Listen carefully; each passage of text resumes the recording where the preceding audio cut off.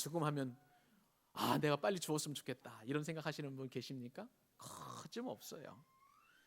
죽음이라는 것은요, 환영은 둘째치고 너무 불경스러워서 그냥 입에도, 이 죽음이라는 그 개념을 입에도 담기 어려운 그러한 일이라고 할 수가 있겠습니다. 그도 그럴 것이, 죽음이라는 것은 어떻습니까? 한 사람이 죽어서 모든 관계가 다 단절되는 거잖아요. 그죠? 그 사람과 그리고 그 사람에 관련된 모든 것들은 이 죽음을 통해서 이제는 완전히 단절되기 때문에, 그리고 이 세상 그 누구도 죽음도 한 번도 경험해 본 적이 없기 때문에 죽음은 참 할 수만 있으면 피하고 싶은 것이 바로 죽음이라고 할 수가 있겠습니다. 이런 점에서 죽음은 회피의 대상이고요, 또 죽음을 맞이한 상갓집 그 분위기는 너무나 엄숙하고 무겁고 진중하기만 합니다. 그런데 여러분, 이러한 죽음을 늘상 맞이하고 사는 그런 사람들이 있는데, 만약에 여러분들이 그런 인생을 산다면 어떻겠습니까? 저는 장례식장에서 근무하는 사람도 아니었고, 또 그 다음에 장례 예식을 돕는 그런 어떤 사람도 아니었습니다만은, 제가 예전에 섬기던 교회에서 장례 예배를 섬기는데요, 일주일에 무려 8번 이상 장례 설교를 한 적이 있습니다. 안 놀라시죠? 일주일에 8번이라니까요. 제가 어떤 개척교회 목사님을 만났는데요, 목사님 어느 날 전화가 왔어요. 목사님, 큰일 났습니다. 우리 교회 장례가 났는데 어떻게 장례 설교를 해야 하는지, 장례 예식을 인도해야 하는지 잘 모르겠습니다. 그 교회 목사님은 교회를 개척한 지 한 7년 8년 된 목사님이세요. 근데 저는 일주일에 8번이라니까요. 그래도 안 놀라시네. 근데 예전에 섬기던 교회에서 이제 특별히 보통 이제 봄, 가을, 환절기 때에 이제 연세 드신 분들이라서 많이 돌아가셨는데, 그때는요 대부분 특별 새벽 기도회, 특세라고 하는 그 기간 동안에 이제 장례가 많이 발생했습니다. 어느 해인가는요, 이 특세 기간 가운데 월요일 날 장례가 나기 시작하더니 그냥 주구장창 계속 이렇게 장례가 난 거예요. 그거를 이제 속된 말로 줄초상이라고 합니다. 근데 그렇게 이제 장례를 이제 장례 예배를 섬기게 되었는데, 그때 웃지 못할 일도 있었어요. 자, 토요일 정도라고 기억을 합니다만은, 토요일 날 이제 새벽에 보통 이제 발인 예배라고 하는 천국 환송 예배를 하잖아요. 천국 환송 예배 끝나고 화장장에 가서 화장 예배를 섬겼습니다. 그리고 이제 교회로 돌아와서 넥타이만 갈고 결혼식 주례를 하게 되었어요. 자, 죽은 사람 장례 예배를 섬기고 결혼식 주례를 하고, 오후 4시쯤에는 장로님께서 손자 돌이라고 돌 예배 설교를 해달라고 그래서 돌 예배를 인도하게 되었습니다. 그러니까 하루 동안에 인간의 생사화복을 다 경험한 그런 특이한 경험도 한 적이 있었습니다. 여러분들은 아마 이런 경험 잘 못하셨을 것입니다. 요즘 사람들은요, 참살이라고 번역을 하는 웰빙, 그 웰빙에 대해서 얼마나 관심이 많은지 모릅니다. 그래서 개인의 건강이나 음식이나 운동과 관련된 그런 일에 집중해서 그렇게 웰빙하려고, 잘 살려고 그렇게 노력을 하고 있습니다. 이러한 웰빙을 생각을 해보니까 저희 동네 이름이 웰빙타운이더라고요. 이거 웰빙타운이라는 그 이름답게 동네가 아주 자연 환경도 그렇고 자연 친화적인 환경도 그렇고, 또 이 모양 저 모양으로 좀 사람 살기에 참 적합화된 그러한 그 동네를 만들어놔서 이 동네 사람들의 삶의 만족도가 참 높은 것 같습니다. 그러면서 동시에 이 웰빙에 대한 관심도 있지만, 그러나 웰빙 못지않게 웰다잉, 그러니까 참 죽음이라고 번역할 수 있나요? 아니면 잘 죽기, 어떤 그런 것을 번역할 수 있는지는 모르겠습니다만, 웰다잉에 대해서도 참 관심이 많습니다. 제가 예전에 섬기던 교회에서 대부분 이제 서울 사람들이기 때문에 서울 양재동에 있는 서울 추모공원에 가서 이제 화장장을 하게 되는데, 그 화장장을 오면서 가면서 제가 눈여겨본 그런 글귀가 있습니다. 큰 이제 그림에 이제 그 10계명이 쓰여져 있는데, 웰다잉 10계명이라는 이런 글이 있었습니다. 여기에 보니까 10가지 계명인데 이런 계명입니다. 제1계명, 용서하고 화해하기. 참 좋은 것 같아요. 그러니까 죽음을 앞두고 있는 사람에게 용서하고 화해하는 것은 좋은 계명이라고 볼 수가 있겠습니다. 제2계명, 하루하루 최선 다하기. 그렇죠? 이제 살면 얼마 남지 않았기 때문에 하루하루 최선을 다하는 것은 참 의미 있는 일이라고 할 수가 있겠습니다. 3계명, 추억 만들기. 4계명, 심신 건강 지키기. 제5계명은 내세에 대한 소망 가지기. 뭐 누구나 다 공감할 수 있겠죠? 제 6계명은 이제 자서전 쓰기가 있고요. 7계명 버킷리스트 작성하기. 버킷리스트가 이제 죽기 전까지 해야 할 일, 하고 싶은 일 뭐 그런 어떤 리스트잖아요. 그리고 8계명 유언장 만들기. 그리고 9계명은 좀 특이합니다. 연명 의료 의향서 등록하기. 자, 이게 무슨 이야기냐면요. 존엄한 죽음을 맞이하기 위해서 내가 생명을 강제적으로 연장하는 것, 그것은 원치 않는다. 이것을 이제 등록하자고 그렇게 계명에 써놨습니다. 그리고 마지막 10계명은 자신의 장례식 준비하기입니다. 이처럼요, 사회에서도 웰다잉에 관한 관심이 높아지면서 어떻게 하면 잘 죽을 수 있을지 준비하는 그런 일들이 이제 착착 진행되어 가고 있습니다. 사회에서도 그렇다면 하물며 우리 그리스도인들은 어떻겠습니까? 그리스도인들도 웰다잉, 죽는 것이 참 중요합니다. 왜 그러냐면요, 우리 기독교는 끝이 좋아야 좋은 종교입니다. 여러분 어떻게 생각하세요?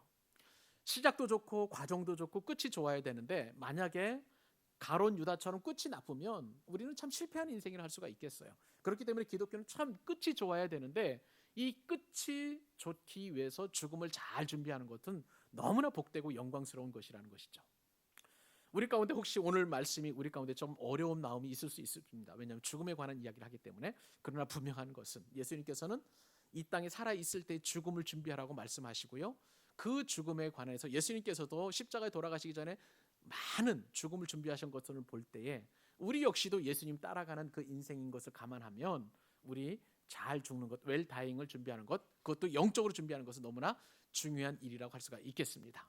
오늘 세례요한을 통해서 어떻게 하면 우리의 죽음을 잘 준비할 수 있을지 두 가지 교훈을 크게 얻을 수 있는데, 그 교훈을 함께 나눌 수 있기를 원합니다.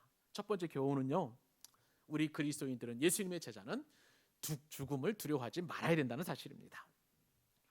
제가 예전에 섬기던 그 교회 장례 예식을 통해서 장례 설교를 하다 보니까 대략 거의 한 450편 정도가 되더라고요. 장례 설교를 450편 정도 이렇게 한 것을 기초로 삼아서 이제 학위 논문을 쓰게 되었습니다. 그래서 한국교회 장례 예식과 장례 설교에 대한 연구해서 학위를 받게 되었는데, 이 죽음에 관한 책들을 많이 보면서 여러 국내외 학자들, 또 그다음에 과거에 어떤 저명한 사람들의 책들을 섭렵하면서 공통적으로 느껴지는 이 죽음에 대한 사람의 감정이 있었습니다. 그것은요, 어느 누구를 막론하고 죽음을 다 두려워한다는 거예요. 그것은 많이 배운 사람이나 못 배운 사람, 많이 가진 사람이나 못 배운 사람, 적게 가진 사람 상관없어요. 나이가 많은 사람이나 나이가 어린 사람이나 상관이 없습니다. 모든 사람들이 다 죽음에 대해서 두려움을 갖고 있더라고요. 심지어는요, 권사님도 죽음에 관한 두려움을 갖고 있었던 것을 보게 됩니다. 임종 예배를 앞두고 가면 죽음에 대한 굉장히 공포감이 밀려오시는가 봐요. 그때 이제 복음을 다시 한번 제시해드리고, 이 복음 때문에, 이 믿음 때문에 죽음을 두려워하지 마십시오라고 권면해드리기도 합니다. 그러면 마음의 평강을 얻으시고 이제 주님의 부르심에 이제 순종하는 것을 보게 됩니다. 그런데 오늘 본문에 보니까요, 죽음을 두려워하는 사람들의 공통된 특징들이 여러 가지 모습으로 나타나게 되는데, 특별히 오늘 본문은 세례 요한을 죽인 헤롯 안디바가 어떻게 죽음의 공포를 느끼고 있는지 말씀을 통해서 한번 더 깊이 생각해 보기를 원합니다. 죽음에 직면한 사람의 특징 가운데 하나는 뭐냐면요, 죄책감으로 괴로워한다는 사실이에요. 여러분, 무엇 때문에 괴로워합니까? 죄책감 때문에. 자, 오늘 본문 1절과 2절 다시 한번 제가 읽어드립니다. 그때에 분봉왕 헤롯이 예수의 소문을 듣고 그 신하들에게 이르되, 이는 세례 요한이라. 그가 죽은 자 가운데서 살아났으니 그러므로 이런 능력이 그 속에서 역사하는도다 하더라. 이렇게 기록되어 있습니다. 오늘 본문의 시작이 그때라는 어떤 시간을 나타내는 거잖아요. 이 시간은 어느 시간이냐? 예수님께서 지혜롭게 하나님의 말씀과 천국 복음을 전파하셨어요. 가르치신 것이죠. 그리고 나서 이제 모든 사람들을, 병자들을 고쳐주셨습니다. 그리고 천국 복음을 가르치시고 전파하시고 또 병자들을 고치고 또 죽은 사람을 심지어 살려내는 그때에 많은 사람들이 예수님에 대한 소문을 들었어요. 근데 그 중에서 그 소문에 대해 무시하는 사람도 있었죠. 우리 지난주에 살펴봤던 것처럼 예수님의 고향 나사렛 사람들이었습니다. 그렇게 소문이 들려지고 나사렛 사람들이 예수님을 거부하던 그때, 배척하던 그때에 일어난 사건이라는 것입니다. 이러한 예수님에 대한 소문이 이제 누구에게까지 들려오게 되었냐면 분봉왕 헤롯에게까지 들려오게 되었습니다. 여러분, 이 분봉왕이라는 게 뭐냐면요, 저는 예전에 분봉을 잘못 해석을 해가지고 봉분이라고 생각을 했습니다. 그래서 왕인데 무덤을 얹어놓고 이렇게 왜 봉분 쌓아놓는 그 봉분으로 생각을 해서 저도 그럴 것이 제가 어렸을 때예요. 잘못 이해를 했기 때문에 그렇습니다. 이 분봉왕이라는 것은 뭐냐면요, 로마 제국이 땅을 정복하잖아요, 그죠? 땅을 정복하면 그곳에서 로마에서 파견된 사람이 직접 통치하는 것이 아니라 그 후에 그곳의 우호적인 토호 세력 가운데에 영향력 있는 사람을 왕으로 세우는 거예요. 그래서 로마 제국에서는 이제 분봉왕, 영어로는 테트라키라고 하는데, 테트라가 이제 사람 뜻도 가지고 있어서 어떤 땅을 사등분해 가지고 나누는, 그래서 분봉왕은 아주 독특한 용어이기도 합니다. 그래서 이 분봉왕을 이제 세웠는데, 우리가 잘 아는 이 분봉왕은 다른 사람이 아니라 헤롯 대왕입니다. 여러분, 이제 분봉왕 쉽게 생각을 하면 이제 프랜차이즈 왕이라고 생각을 하시면 되겠는데, 헤롯 대왕이 우리가 너무나 잘 아는 분봉왕이에요. 여러분, 이제 화면에 보면은 헤롯 대왕의 가계도가 나가게 될 텐데요. 맨 위에 위쪽에 있는 파란색의 헤롯 대왕이 있습니다. 그리고 그 밑에 빨간 이제 그 박스가 있는데 거기에는 헤롯 대왕의 아들들이 그렇게 기록이 되어 있어요. 그래서 헤롯 대왕은 예수님께서 태어나셨을 때에 왕이 태어났다고 동방박사가 와서 얘기를 하잖아요. 그런데 동방박사가 나중에 이제 돌아갈 때 나도 가서 경배하라고 얘기했는데, 돌아올 때 나한테 그렇게 얘기해달라고 그랬는데 동방박사는 헤롯에게 가지 않고 다시 돌아갑니다. 그러니까 그것을 속은 줄 알고 헤롯 대왕은 자신의 왕권을 침탈할 것을 생각을 해서 2살 미만의 모든 아이를 다 죽입니다. 그 헤롯 왕을 이제 보통 이제 헤롯 대왕이라고 해요. 근데 이 헤롯 대왕이 죽고 난 이후에 헤롯 대왕이 통치하던 그런 영역을 이제 세 아들들에게 나눠줍니다. 그래서 분봉왕을 세우게 되는데, 그 한 왕이 헤롯 아켈라오, 그다음에 헤롯 안디바, 헤롯 빌립 2세 이렇게 나눠지게 됩니다. 근데 오늘 본문에 등장하는 이 헤롯이라는 것은 헤롯 대왕도 아니고 이 세 아들들 가운데 헤롯 안디바, 영어로는 헤롯 안티파스라고 보통 이야기하는데요, 헤롯 안디바가 오늘 본문에 등장하는 이 헤롯이라고 할 수가 있겠습니다. 이 헤롯이 이제 갈릴리 땅을 통치를 하게 되는데, 예수님께서 태어나신 이후에 대략 한 20년 된 이후에, 그러니까 서기 20년이죠. AD 20년쯤에서 분봉왕이 되어서 이제 갈릴리 지역과 베레아 지역을 헤롯 안디바가 이제 통치를 하게 되었습니다. 그러므로 오늘 본문의 배경은 다른 왕이 아니라 이 갈릴리 지역을 통치하는 헤롯 안디바라고 하는 것을 우리 어렵지 않게 짐작을 합니다. 정치적인 상황이 좀 더 자세하게 알려면 누가복음에 나타나 있는데, 누가복음 3장 1절 말씀을 제가 읽어드릴게요. 디베리오 황제가 통치한 지 15해 곧 본디오 빌라도가 유대인의 총독으로, 헤롯이 갈릴리의 분봉왕으로, 그 동생 빌립이 이두레와 드라고니 지방의 분봉왕으로, 그 다음에 루시니아가 아빌레네의 분봉왕으로, 이렇게 정치적인 그런 분봉왕으로 이렇게 나눠지던 그런 시대였습니다. 그런데요, 이 갈릴리와 그리고 베레아 지역을 통치하던 이 헤롯 안디바에게는 정치적인 야망이 있었어요. 자신은 이 작은 아버지가 통치하는 것을 3분의 1로 쪼개가지고 내가 통치하는 이 분봉왕으로서의 어떤 그 역할과 지위에 대해서 불만족을 하고 있었던 거예요. 그래서 나중에 새로운 황제가 되는데, 로마 황제 3대 황제죠, 칼리큘라에게 부탁을 합니다. 나는 분봉왕 더 이상 하지 말고 그 분봉왕을 해서 분봉을 떼어주고 왕이라는 칭호를 주십시오. 나의 아버지처럼 그렇게 주십시오라고 그렇게 로마 황제에게 요청한 거예요. 이것은 굉장히 로마 황제 입장에서 보면 불쾌한 일이잖아요. 반역과도 같은 그런 일이었습니다. 그렇기 때문에 로마 황제는 이 헤롯 안디바를 나중에 폐위를 시키고 그 유배지에서 헤롯 안디바는 죽음을 맞이하게 됩니다. 근데 오늘 본문은요, 그 일이 훨씬 이전, 그 일이 앞으로 일어나게, AD 39년에 이제 헤롯이 폐위를 당하게 되는데, 오늘 본문은 그 훨씬 이전이에요. 예수님께서 이제 공생애를 사시는 그런 기간이기 때문에 대략 AD 한 30년에 33년으로 추정을 하게 되면 헤롯 안디바가 죽음을 맞이하기 한 6년 전이나 7년 전 정도 좀 되지 않겠는가 싶습니다. 근데 이 소문을 바로 예수님에 대한 소문을 이 헤롯 안디바가 듣게 된 것입니다. 오늘 본문에 보니까요, 헤롯이 예수님에 대한 소문을 듣고 깜짝 놀랍니다.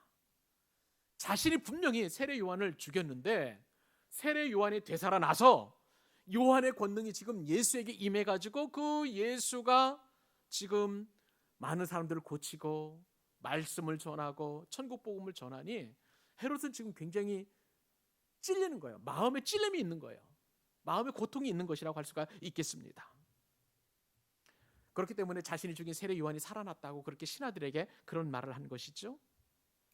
이렇게 세례 요한에 대해서 말한 이 헤롯의 마음 가운데서는 자신의 간담을 서늘하게 한 세례 요한이 다시 살아날 정도로 그렇게 능력 있는 예수에 대한 소문을 듣고 지금 긴장하고 있는 것을 보게 됩니다.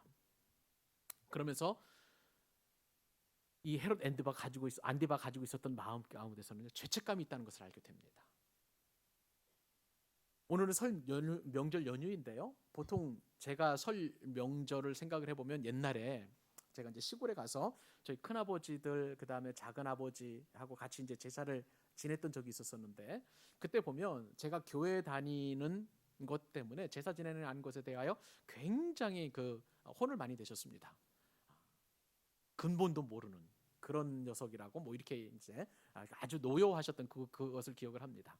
여러분, 우리가 예수 믿는다고 하면 대부분의 사람들은 다 배척을 해요. 싫어합니다. 나를 환영해주는 사람들이 극히 드문 것을 보게 됩니다. 근데 여러분, 내가 예수 믿는 것 때문에 나를 배척하는 사람들에 대해 두려워할 필요가 없는 것인데 기본적으로 나를 배척하는 예수님을 안 믿는 사람들에게는 죄책감을 가지고 있는 것을 보게 돼요. 두려움을 가지고 있는 것을 보게 됩니다. 왜 그럴까요? 예수 안 믿는 사람들의 입장에서 보면은 우리가 믿는 이 하나님에 대한 막연한 두려움을 가지고 있어요. 그래서 내가 예수 믿는 누군가를 핍박하거나 또 혹은 구박을 하게 되면 저 아이가 믿는 신이 나를 또 해하지 않을까라는 그런 두려움이에요. 죽음에 대한 두려움, 그리고 내가 해를 당하지 않을까 하는 그런 두려움을 다 가지고 있다는 것이죠. 그러므로 우리는 나를 배척하는 혹은 나에게 또 모욕하는 그 사람을 배척하는 대신에 두려워하는 대신에 우리는 그 사람을 긍휼히 여겨야 되는 것입니다. 여러분, 수많은 사람들이 헤롯처럼 지금 임금의 자리에 올라와 있는 사람들이 많이 있어요. 리더가 되기 위하여 다른 사람 짓밟고 올라오고 그리고 다른 사람의 생명을 해하면서 지금 왕의 위치에 올라가 있는 사람들이 많이 있습니다. 그런데 분명한 것은 저들은 그 과거를 생각해 보면서 항상 죄책감에 시달리고 있다는 것을 우리는 알 필요가 있어요. 지금 헤롯이 그렇습니다. 자신이 과거에 한 일이 있거든요. 세례 요한의 목을 베었기 때문에 예수님의 그 사역을 보고 지금 세례 요한이 죽었던 요한이 살아나지 않겠는가, 그 죄책감과 두려움 가운데 죽음의 공포를 느끼고 있다는 것이죠. 북한의 김정은을 예를 들어보아도 그렇습니다. 자신의 권좌를 장기적으로 이제 위협당하지 않기 위해서 고모부까지 처형을 한 사람이에요. 그리고 조금이라도 거슬리는 말이나 혹은 잘못된 행동을 보였다면 바로 그냥 처형을 시켰습니다. 그러니 김정은이 그 자리에 앉아서 마음 편하게 통치할 수 있겠습니까? 하루하루의 밤이 너무나 무서울 거예요. 아마 술 없이는 잠을 못 잘지도 모르겠습니다. 폭식하고 폭금하고 그런 사람들이 바로 이제 죄책감 가운데 시달리고 있는 것이죠. 여러분, 사람은요 죄를 지으면 뭔가 뒤에서 목을 잡아당기는 것 같은 그런 두려움을 느끼게 됩니다. 그러나 우리는 두려워할 필요가 없습니다. 더 이상 죄책감에 시달릴 필요가 없는 것입니다. 왜요? 우리 죄를 완전하게 용서하시고 그 죄를 해결해 주신 누가 계시기 때문에?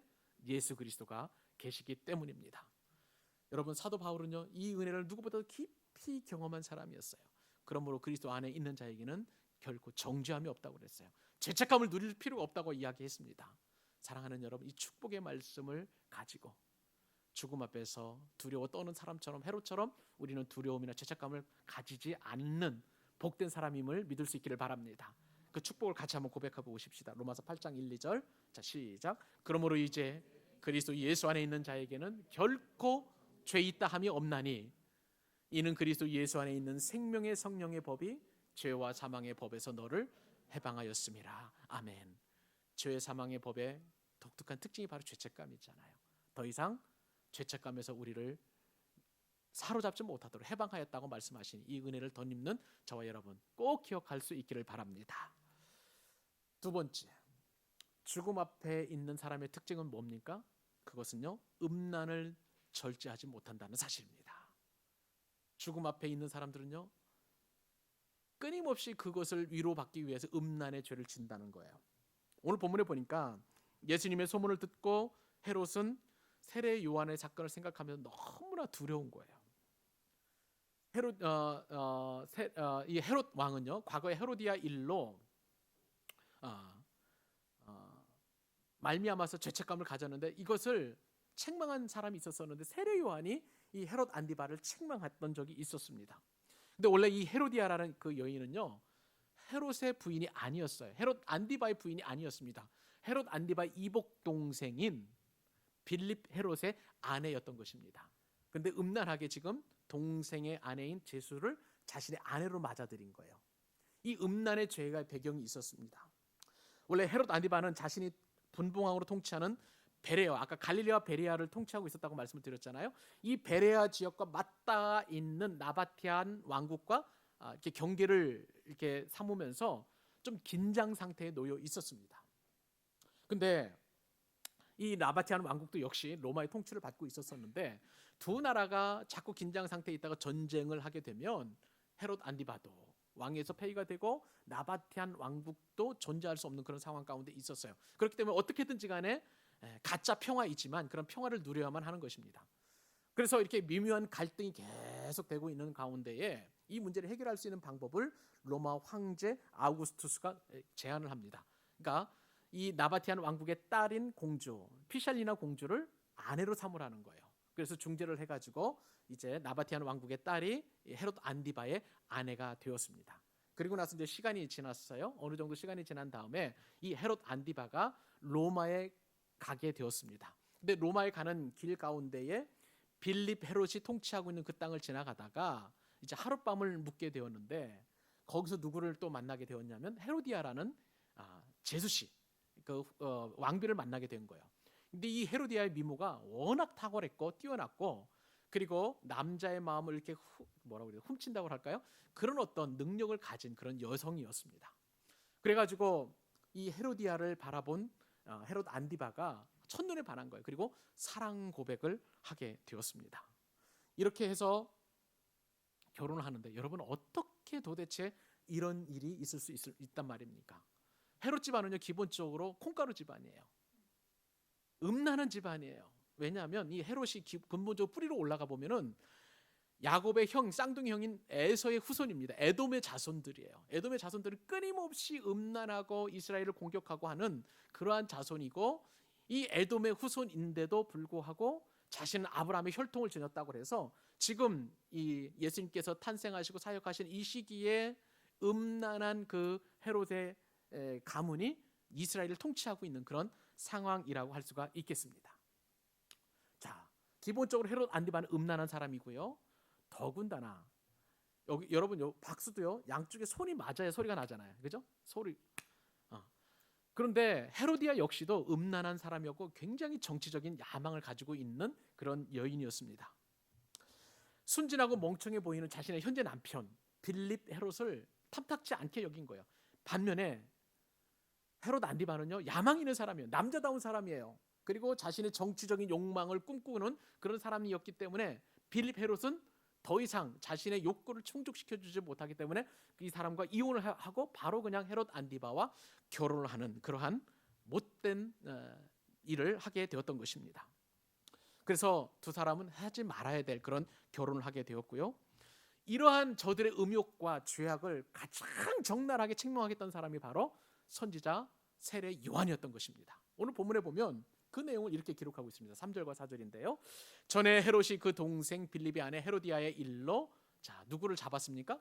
요한을 잡아 옥에 가두었으니, 이는 요한이 헤롯에게 말하되 당신이 그 여자를 차지한 것이 옳지 않다 하였음이라. 마태복음은요, 그냥 당신이 하는 일이 옳지 않다 그렇게 부드럽게 이야기하고 있지만 사실은 굉장한 책망입니다.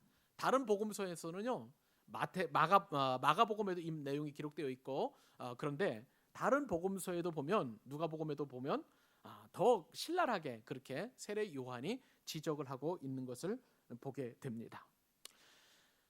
죽음을 각오하지 않으면 세례 요한은 이렇게 감히 왕에게 권면의 말을 할 수 없는 것이죠. 책망을 할 수 없는 것이었을 것입니다. 헤롯은 왕으로서 사람을 마음대로 죽이는 권세까지 있었었는데 세례 요한은 이 말씀을 전거하기 위하여 죽음까지도 불사하고 강력하게 분봉왕이었던 헤롯 안디바에게 책망을 했던 것을 보게 됩니다. 그런데 방귀 낀 놈이 성낸다고요? 이 죄를 저질렀던 헤로디아가 이 세례 요한을 눈에 가시와도 같이 여기고 또 원수처럼 여겼습니다. 이렇게 하나님의 말씀을 들으면 회개해야 되잖아요. 돌이켜야 되잖아요. 그리고 하나님이 기뻐하시지 않는 그 일에 대하여 마음을 다잡고 온전한 길로 닿을 수 있도록 그렇게 삶을 바꿔야 함에도 불구하고 이 헤롯과 그리고 헤로디아는 하나님의 말씀을 정면으로 짓밟는 그런 행위를 하였습니다. 특별히 레위기서 20장 21절 말씀에 따르면 이 부분을 강력하게 하나님께서 경계하고 계십니다. 누구든지 그의 형제의 아내를 데리고 살면 더러운 일이라. 그가 그의 형제의 하체를 범함이니 이는 그들에게 자식이 없으리라. 하나님께서는요 너무나 더러운 일이다, 악한 일이다 말씀하시고 그 결과 이제 자식을 주지 않겠노라. 고대 사회에 자식이 없다는 것은요 모든 분깃을 잃어버리는 것과 똑같은 형벌입니다. 하나님께서 바로 그러한 계명을 주셨음에도 불구하고 헤롯과 헤로디아는 그렇지 않은 거예요. 이런 죄를 저질렀습니다. 근데 놀라운 것은 이 헤롯과 헤로디아가 세례 요한의 목을 벨 때 음란의 죄가 절정에 이르는 것을 보게 됩니다. 어느 날 헤롯의 생일이 되었습니다. 그런데 헤롯의 그 생일을 기뻐하기 위하여 헤로디아의 딸, 원래 딸은 아버지는 빌립 헤로디잖아요. 그 헤로디아가 헤롯 앞에서 춤을 추게 되었습니다. 근데 그 춤이 음란의 춤이었어요. 옷을 거의 입지 않을 정도로 음란하게, 그리고 다른 무희들과 함께 그렇게 춤을 추면서 음란한 헤롯의 마음을 감동을 시킵니다. 그래서 헤롯이 참 기뻐하게 되었어요. 여러분, 이것이 바로 세례 요한이 참수를 당하게 되는 궁극적인 요인이 되었던 것을 보게 됩니다. 음욕이 절제가 안 되니까 살로메의 음란한 춤에 이 헤롯이 넘어가게 되었고요. 음란의 죄로 뒤범벅이 된 인간이 바로 헤롯과 헤로디아와 살로메라고 할 정도로 그렇게 그들의 마음과 그들의 정신세계를 사로잡고 있었던 것을 보게 됩니다. 사랑하는 여러분, 우리 역시도요 헤로디아의 일로 요한을 옥에 잡아가둔 그러한 헤롯과도 같이 나에게 충고해주고 나에게 말씀을 통해서 권면해주고 내가 죄를 깨달을 수 있도록 하는 사람을 혹시 옥에 가두고 있지는 않은지 여러분 점검해 볼 필요가 있습니다. 나는 모르잖아요. 그런데 다른 사람은 알아요. 내가 어떠한 잘못을 하고 있는지, 어떠한 죄를 저지르고 있는지. 근데 그 사람이 말씀을 입각해서 나에게 권면해주면 나는 더 포악한 말로 말의 감옥에 집어넣는 거예요. 아니면 눈빛의 감옥으로 그를 사로잡아버리고, 아니면 폭언으로 더 독한 말로 그렇게 폭력으로 이렇게 감옥에 가둬 놓을 수도 있다는 것입니다. 나의 음욕을 꾸짖을 때 감사해야 하는데 우리는 참 바른말 듣는 것을 참 싫어합니다. 더불어 우리 죄에 대해서 과감하게 말할 수 있는 특권을 우리는 지니고 있는데 그 특권을 사용해서 우리는 반드시 이처럼 하나님을 기쁘시게 하지 못하는 죄하여 말할 수 있어야 되는 것입니다. 세례 요한은 죽음을 두려워하지 않고 그것을 과감하게 헤롯 안디바에게 이야기했습니다. 죽음을 두려워하면 타협할 수밖에 없고요, 물러설 수밖에 없습니다. 그러나 죽음을 두려워하지 않으면 죽음 앞에서도 음욕을 절제하고 하나님의 말씀을 가까이 하고 이길 수 있는 은혜를 경험하게 된다는 거예요. 사랑하는 여러분, 죽음의 길이 가까우면 가까울수록 세상 사람들은 더 음욕에 불탑니다. 더 죄를 즐거워합니다. 그러나 우리는 그럴수록 더 말씀에 가까이 해서 우리의 모든 죄를 정결케 하시는 주님 앞에 나가야 되는 거예요. 그럼 특권은 우리가 받은 줄로 믿습니다. 사랑하는 여러분, 그 은혜를 받아 누리는 저와 여러분 될 수 있기를 바랍니다. 죽음 앞에 두려워하는 사람들의 특징 세 번째입니다. 헛맹세를 참 잘한다는 거예요. 여러분, 죽음을 두려워하는 헤롯의 다음 순서가 뭔지 아세요? 죄책감 속에 시달리다가 이제는 죄를 더 달콤한 죄를 사모하다가 이제는 헛맹세를 하게 되는 것을 보게 됩니다. 여러분, 맹세는 특별히 내가 어떤 확신을 가지고 그 일을 반드시 하겠다라고 할 때에 맹세를 참 잘합니다. 근데 특별히 자식들에 대해서 맹세를 할 때는요 우리는 참 조심해야 되는 것을 보게 됩니다. 우리가 자식들, 가족에게 그 사랑하는 사람에게 맹세를 할 때는 사랑이 아니라 즉흥적인 감정에 의해서 맹세할 때가 참 많이 있어요. 예를 들면 내 자녀에게 너 100점 맞으면 내가 뭐 다 해줄게, 이렇게 맹세할 때가 있잖아요. 이런 맹세를 우리는 하지 말아야 됩니다. 또 아내 입장에서 보면 돈 많이 벌어다 주면 남편에게 내가 이거 해줄게, 뭐 이런 식으로 조건과 또 맹세를 걸 때가 있어요. 그런 맹세는 우리는 절대 하지 말아야 되는 것입니다. 여러분, 자녀가 원하는 대로 다 해주는 그런 부모야말로 자녀를 악으로 이끄는 그런 어리석은 죄를 행했던 헤롯과 같은 똑같은 죄를 범한다는 거예요. 한번 보실래요? 자, 마태복음 14장 7절, 오늘 본문 가운데 한번 읽어보십시다. 같이 읽습니다. 시작. 헤롯이 맹세로 그에게 무엇이든지 달라는 대로 주겠다고 약속하거늘. 여러분, 오늘 본문에는 표현되어 있지 않지만 네가 달라는 대로 내가 다 줄게 하는 그 표현 가운데 마가복음 6장에 보면은요, 참 특이한 표현도 있습니다. 네가 원하면 나라의 절반까지도 주겠다는 거예요. 여러분, 무슨 나라가 부동산입니까? 네가 원하면 내가 나라의 절반이라도 주겠다, 이렇게 이야기하는 것은, 그것은 감정적인 표현에 의해서 그 딸을 생각해서 주는 그런 맹세가 아니라 감정적인, 순간적인 감정을 절제하지 못했기 때문에 이런 이야기를 할 수밖에 없는 거예요. 어떻게 한 나라를 반이라도 떼어주면 그 백성들과 그 땅에 사는 사람들은 뭐해요? 그러니까 그냥 아무런 생각 없이 그렇게 이야기할 수 있다는 것입니다. 우리 주위에는요, 이런 부모님과 살고 싶어하는 사람이 참 많아요. 이런 남편과 살고 싶어하는 사람이 많고, 이런 사람과 단 하루만이라도 살았으면 좋겠다고 이야기하는 사람들이 적지 않습니다. 내게 좋은 차 사준다는데요, 또 씀씀이도 커서 내게 필요한 모든 거 다 준다고 하는데요, 내가 하는 말은 모두 들어주니까 얼마나 그 사람의 말이 멋있어 보이고 또 참 능력이 있어 보이겠습니까? 우리는 그런 사람들이 주변에 많았으면 좋겠다고 그렇게 생각할지도 몰라요. 사랑하는 여러분, 여러분 어떤 때 헛맹사를 하고 있습니까? 한번 돌이켜 볼 수 있기를 바랍니다. 근데 분명한 것은요, 헛맹세가 심판의 날을 가져온다는 사실이에요.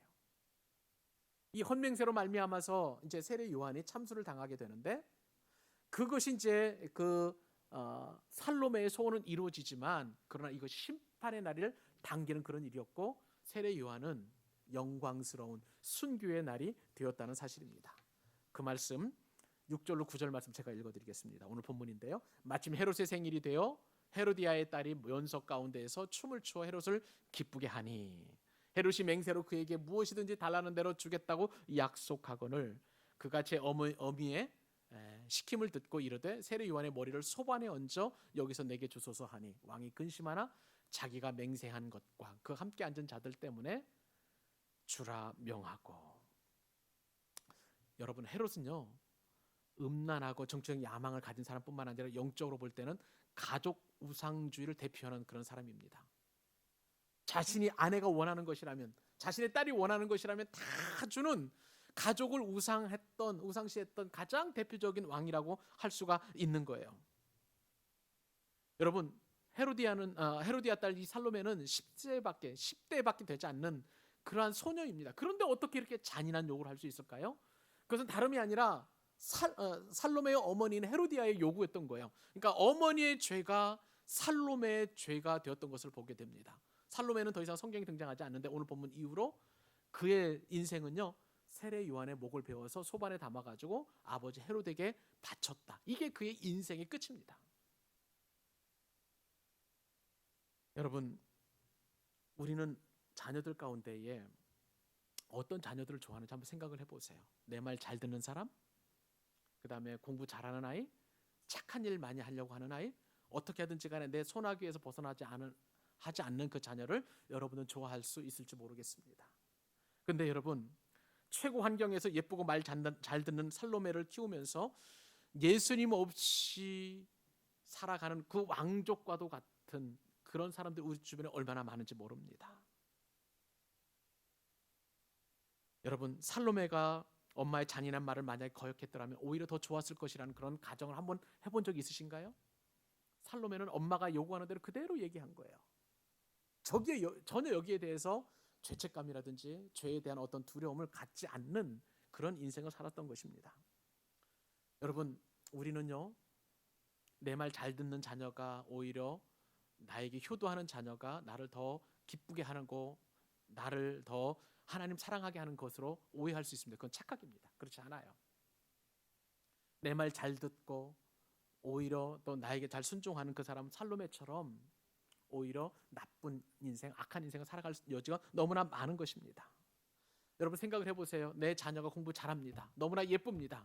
근데 그런 자녀에게 눈물 흘려가면서 엄마가 얘야 너 다른 건 몰라도 교회 다녀라 그렇게 얘기할 수 있나요? 아니에요. 너나 잘하니까 나한테 그런 얘기 절대 할 수 없습니다. 그러나 반면에 나에게 속을 썩이고 내 말을 잘 안 듣고 그래서 어쩔 수 없이 하나님 앞에 두 손 들고 다 나와가지고 천부의 의지 없어서 그렇게 기도하게 하는 내 자녀가 오히려 나를 사랑하는 자녀이고 그리고 그것 때문에 더 감사할 수 있는 자녀라고 할 수가 있는 것입니다. 이런 자녀야말로 축복의 통로라는 사실을 여러분 꼭 기억하실 수 있었으면 좋겠어요. 두려움 때문에 여러분 헌맹사를 남발하게 되면 우리는 내가 이뻐하는 자녀로 키울 수밖에 없습니다. 그러나 분명하게 하나님의 말씀으로 권면하고 말씀에 올바로 설 수 있도록 그리고 하나님밖에 없다라고 가르치는 그런 신앙교육이야말로 참된 부모의 신앙교육이심을 여러분 꼭 기억하실 수 있기를 바랍니다. 오늘 한 가지 더 교훈을 살펴보도록 하십시다. 죽음 앞에 서는 사람들은 어떤 두려움이 있을까? 여러분 이것은 굉장히 중요한 죽음에 대한 준비입니다. 같이 한번 읽어보십시다. 시작. 비참한 듯 하지만 영광의 죽음이 있음을 기억하라. 오늘 본문에 보니까 헤롯이 세례 요한을 죽이려고 했는데 헤롯의 행동을 저지하는 사람들이 있었어요. 무리들이라고 성경에 표현되어 있습니다. 그 지지는요 헤롯이 두려워할 정도였습니다. 세례 요한을 지지하는 그 지지가. 자 오늘 5절 말씀이죠. 헤롯이 요한을 죽이려 하되 무리가 그를 선지자로 여김으로 그들을 두려워하더니. 사랑하는 여러분, 무리가 지금 세례 요한을 기억할 때 어떻게 기억합니까? 돈 많은 사람? 그 다음에 좋은 랍비? 바리새인? 아니에요. 세례 요한을 기억하는 무리들의 그 기억에는 머릿속에는 세례 요한이 선지자였다라고 그렇게 기억을 하고 있다는 거예요. 선지자는 어떤 사람입니까?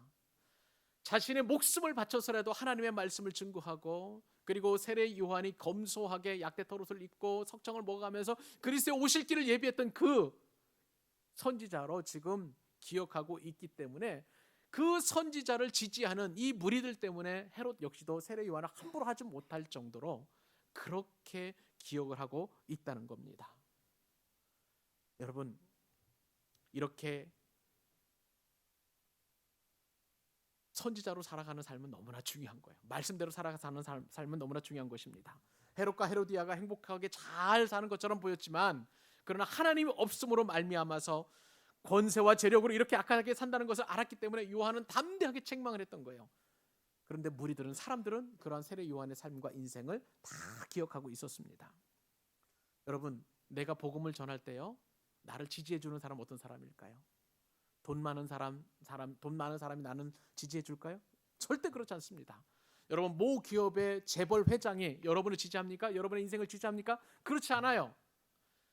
서울에 있는 명문대학을 졸업을 하고 그리고 고시에 패스해서 높은 지위에 앉아있는 사람이 여러분의 삶을 지지해 줍니까? 그렇지 않습니다. 가난한 사람 그리고 고난받는 사람 핍박하는 사람 그리고 나처럼 또 인생의 고난 가운데 살아가는 나와 똑같은 사람들이 여러분의 삶을 지지하는 줄 믿으시기 바랍니다. 복음을 듣고 지지하는 사람은 헤롯처럼 환경이 좋은 사람이 아니라는 사실을 우리가 꼭 기억할 수 있기를 바랍니다. 여러분 오늘 본문에 보니까 본문에서 죽어야 될 사람이 있죠. 세례 요한이 죽어야 됩니까? 아니면 헤롯이 죽어야 됩니까? 우리가 인간적으로 생각할 때는 헤롯이 죽어야 마땅하잖아요. 그렇게 악한 죄를 저질렀는데 그런데 오늘 성경에서는 누가 죽어요? 세례 요한이 죽습니다. 세례 요한이 죽는 이유는 무엇일까요? 놀랍게도 세례 요한을 통해서 천국 복음이 증거되기 때문에 그런 것입니다. 이것이 바로 하나님의 법칙이요 하나님의 원리입니다. 남들보다 일찍을 가도 또 수십 년 동안 참으로 많이 아프다가 이렇게 돌아가셔도 우리에게 그 죽음이 영광스럽고 숭고한 것은 내 안에 있는 예수님이 나를 천국으로 인도하셨고 그 죽음이 너무나 아름답기 때문에 다른 사람들에게 천국을 전파해서 나의 죽음은 전혀 부끄럽지 않고 또 숭고한 줄 믿으시기 바랍니다. 여러분 저는요 아무리 비참한 죽음이라 할지라도 세상적으로 볼 때 그렇다는 것입니다. 그리스도인의 죽음은 천국을 나타내는 죽음이라는 것을 너무나 많이 목격을 하게 되었습니다. 제가 장례를 섬기다 보니까 어머니 권사님의 별세를 계기로 해서 어머니가 살아계실 때는 그렇게 형제들끼리 싸우고 이전투구하더니 어머님께서 돌아가신 것이 계기가 되어서 형제들끼리 화목하고 화해하는 것을 본 적이 있습니다. 또 12살 아들이 일찍 죽었어요. 일찍 죽는 그것을 계기로 해서 그렇게 아들이 살아있을 때 아빠 교회 가자고 얘기해도 안 가던 사람이 내 아들이 믿었던 그 예수를 이제 내 아들이 먼저 떠나고 나니까 이제는 나도 한번 믿어보겠다라고 그렇게 결심하고 결단을 내린 분도 만난 적이 있었습니다. 뿐만인가요? 17년 동안 요양원에 누워 계셨던 어느 집사님, 여자 집사님이십니다. 그 집사님이 살아계실 때에는요, 아들이 한 번도 찾아오지 않았어요. 불효자와 같은 그런 삶을 살았는데 어머니가 딱 돌아가시고 나자 이제는 더 이상 어머니를 볼 수 없다는 그것이 한에 복받쳐서 어머니가 믿는 그 예수님을 믿겠다고 얘기하는 분들도 계십니다. 여러분, 이러한 죽음들은 인간적으로 보면 비참한 죽음 같아요. 참 어리석은 죽음 같아요. 예수 믿어도 저렇게 행복하지 않을 수 있겠다라고 사람들이 생각할 수 있지만 오히려 그 반대라는 사실입니다. 더 영광스러운 죽음이고 더 의미 있는 죽음이고 천국 복음을 전하는 죽음인 줄로 믿습니다. 여러분, 비참한 죽음하면 선교사님의 죽음을 무시할 수 없습니다. 제가 예전에 서울 양화진에 있는 선교사의 그 무덤을 간 적이 있었는데요.